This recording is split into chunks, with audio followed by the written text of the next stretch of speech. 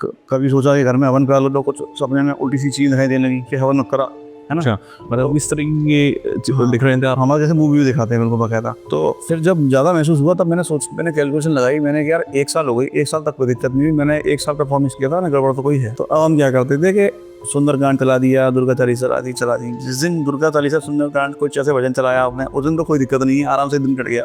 और जिस दिन आप जल्दबाजी में भूल गए, हालत ये हो गई कि उस घर में मेरा बच्चा भी रहता था, मिसेज भी रहती थी, बच्चे पढ़ने भी आते थे, किसी को कुछ नहीं दिक्कत, कोई दिक्कत नहीं।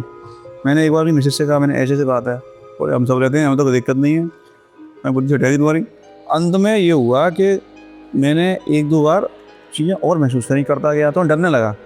तो उसमें एक प्लस पॉइंट क्या था कि अगर मैंने अपनी मिसेज से हाथ पकड़ रखा है तो मुझे कुछ नहीं दिखता था, और अगर मैंने हाथ छोड़ दिया और तुरंत देखना शुरू रहता था। एक लेडी दिखाई देती थी मुझे, मैं सोचता था मन का वहम है, थकान की वजह से, मगर धीमे धीमे महसूस हो रहा था कि कुछ है गड़बड़। फिर मैंने कहना शुरू किया तो घर वालों ने अवॉइड कर दिया।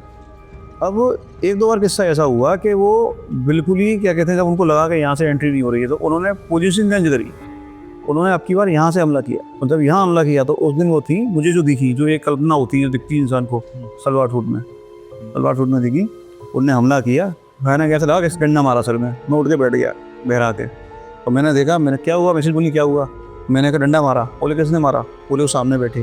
बोले कौन बैठा? कोई, मेरे सामने बैठी है। तो ऐसा जैसे आदमी बैठा ज़मीन पे बैठ जाता है, जब दोनों घुटनों पे हाथ रख के ऐसे मोड़ के ऐसे बैठे हो, मुझे दिखाई दे।